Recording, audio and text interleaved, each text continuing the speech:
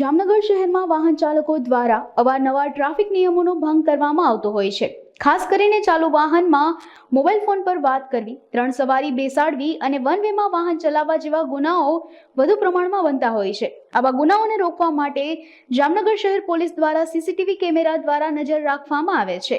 વર્ષ 2021થી CCTV camera દ્વારા પકડાયેલ traffic નિયમોના ભંગ બદલ 3627 વાહન ચાલકોને કોર્ટની નોટિસ ફટકારવામાં આવી છે।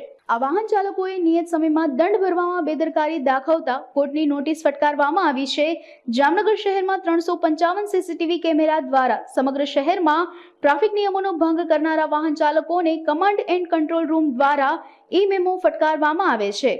આવનારા સમયમાં તારીખ 14/9ના રોજ રાષ્ટ્રીય લોક અદાલત છે, જેમાં જેટલા પણ પેન્ડિંગ ઈ ચલણ છે તે બાબતના નિરાકરણ આવવાનું છે એનું, જે માટે અત્રેથી તમામ તંત્ર તરફથી તાકીદ કરવામાં આવેલ છે કે જેટલા પણ ઈ ચલાણ વાહન ચાલકોના બાકી હોય એ લોકો વહેલામાં વહેલી તકે રાષ્ટ્રીય લોક અદાલતની પહેલા આપણે ઓનલાઈન પણ ભરી શકે છે, તેમજ આપણે નેત્રમ કમાન્ડ કંટ્રોલ સેન્ટર જે એસપી કચેરી ખાતે આવેલ છે જામનગરમાં, તે જગ્યાએ ત્યાં રૂબરૂ આવીને પણ ત્યાં ભરી શકાય છે ચલાણ।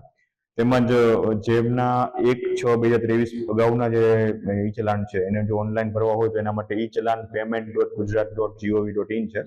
તેમજ 1/6/2023 બાદના જેટલા ઈ ચલાન છે તેના માટે ઈ ચલાન.પરિવહન.gov.in છે। તેમ છતાં પણ આમાં કોઈ પણ બાબતે માર્ગદર્શનની જરૂર પડે તો command and control centre Netram જે પોલીસ અધિક્ષક કચેરી જામનગર ખાતે આવેલ છે તેનો સંપર્ક કરી શકો છો।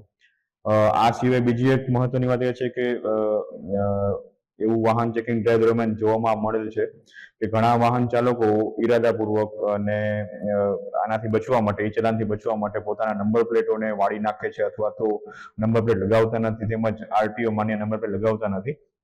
જેથી આ બાબતે હવે આગામી સમયમાં તંત્ર તરફથી માત્ર MV એક્ટ નહીં પરંતુ ભારતીય ન્યાય સંહિતા મુજબની પણ કલમો લગાવવામાં આવનાર છે, જેથી કરીને આ પ્રકારના જે ઈરાદાપૂર્વક અને જે ઈ ચલાણથી બચવા માટેના જે કિમિયાઓ વાહન ચાલકો દ્વારા કરવામાં આવતા હોય છે તેમના વિરુદ્ધ કાર્યવાહી થઈ શકે।